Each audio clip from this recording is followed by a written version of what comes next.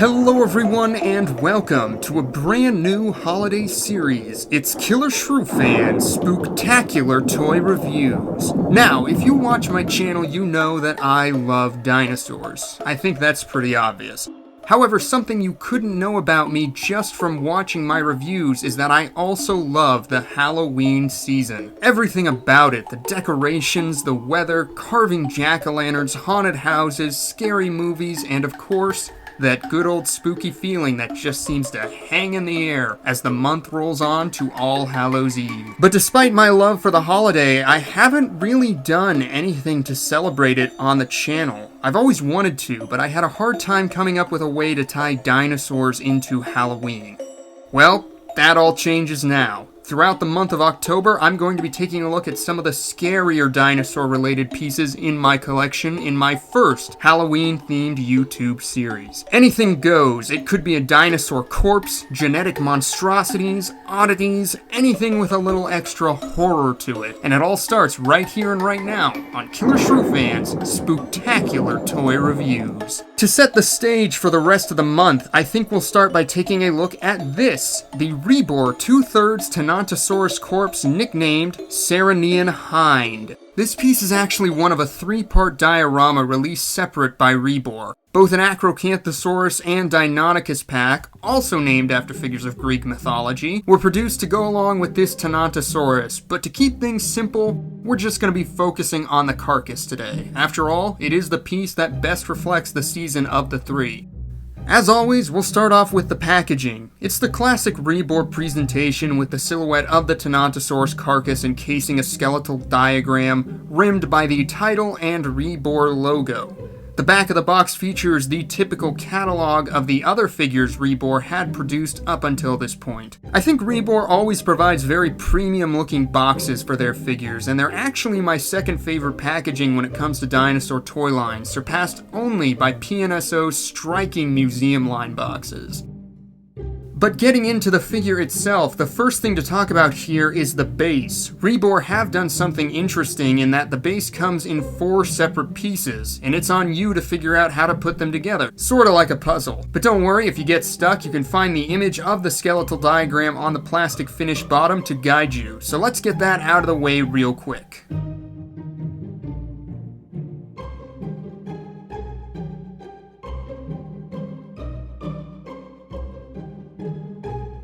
And there's the base, all together complete with the dinosaur corpse. I've got mixed feelings about this puzzle base idea. I don't think there's anything inherently wrong with it per se, but I might have preferred just a solid piece to make moving and resetting the entire display less of an ordeal. Not to mention my OCD gets fired up if I see the pieces don't line up absolutely perfectly, which is often the case because they can be so easily dislodged.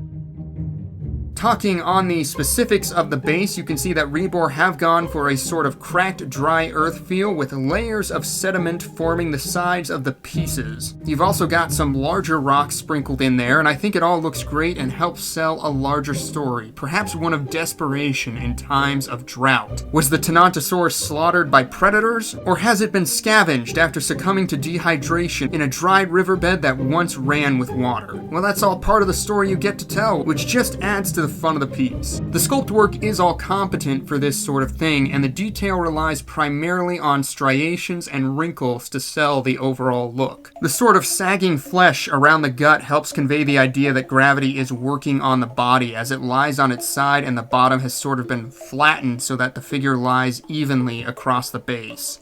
But where I can say this piece truly shines, quite literally, is in the gore.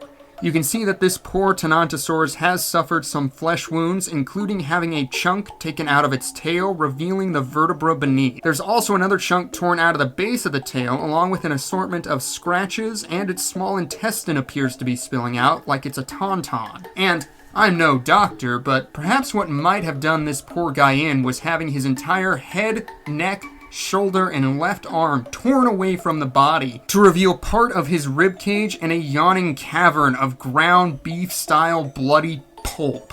REBOR's paintwork in this department is great. The mix of dark reds, almost purple tones, combined with the high levels of gloss really sell the bloody look. And I honestly have a hard time looking at this piece for too long because it does make me feel a little bit queasy. It's that off-putting. The rest of the paint is pretty basic, with a charcoal, almost black coloration across the dorsal region and a light cream tone along the underbelly. I do like the gradient of the dark color on the limbs, as well as the subtle banding you can see across the figure. I think both of those additions of color are a nice touch. As far as the size of the figure goes, you're looking at roughly 8 3/4 inches long in a straight measurement, or just over 22 centimeters, but the entire display actually gets up to around 11 1/4 inches long, or around 28.5 centimeters. It also doesn't get up there too high, not even 2 inches off the ground, but what do you expect with a more horizontal model? Anyway, that's about all I can say about the REBOR Tenontosaurus model. It's well done, especially the main selling point, which would be the gore, but the real draw of the figure would be the diorama aspect it entails. Adding in either or both of the companion pieces of the Acrocanthosaurus and Deinonychus clan really lets you create an entire story, and any variation works. The Acrocanthosaurus could be attempting to bully the smaller Deinonychus clan out of its hard-earned meal, or frighten them away from their scavenged prize. Or the Deinonychus pack could be rallying to do the same to the lone Acrocanthosaurus. Perhaps he's opting to take the top chunk just to avoid confrontation in response. That being said, if you can only find the Acrocanthosaurus or Deinonychus pack, the diorama aspect still works. You could have an Acrocanthosaurus with its kill or a Deinonychus pack enjoying a meal, and then you can set those three up however you like. There's a lot of great possibilities that come with the full set, or even just 2 out of 3, making this corpse a must-have if you already own either of the other pieces.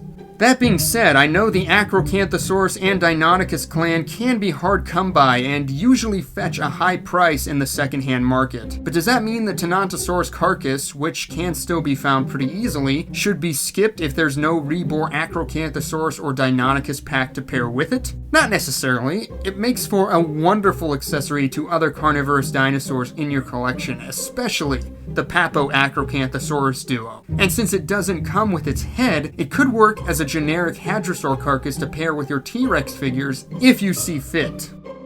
To close out this review, I'll briefly cover the other 1/3 of the figure, even though it doesn't come with the carcass itself. If you want this head, the only way to get it is with the Acrocanthosaurus set. The style of wrinkled textures matches the body quite well, and you can see that REBOR have sculpted this guy with his eyes closed just in case you didn't get the fact that it was dead. One nitpick here is that the blood on the top part might be a little lighter than that of the main carcass, but that can be chalked up to change in paint with later runs. Something else that's kind of a bummer is that the pieces don't really line up in a way that lets you put Humpty Dumpty back together again, so you can really only display it as a beheaded carcass.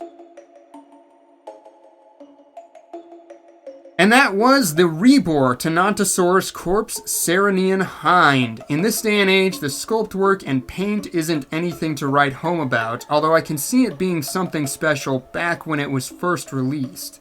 That being said, the way REBOR handled the gore here and the fact that the piece makes such a great addition to almost any carnivore model makes it a wonderful accessory to any collection. Overall, I do recommend it if you're looking for something different, and especially if you already have the Acrocanthosaurus and Deinonychus trio. Although it is a little sad to see this Tenontosaurus falling victim to the old cliches of Tenontosaurus being mere cannon fodder for carnivores, there's precious few prey models on the market, and especially ones of this quality for the price. So with that in mind, I say, track it down and put a little extra horror in your dinosaur display. As always, I want to know what you guys think of this set. Do you own it? Are you hoping to get it someday? And what other diorama sets would you have liked to see from REBOR? Leave all of your thoughts in the comments section below, and as always, thank you for tuning in to today's video. You'll be hearing from me again real soon for the rest of Killershrewfan Spooktacular toy reviews. Until then, take care out there, and goodbye.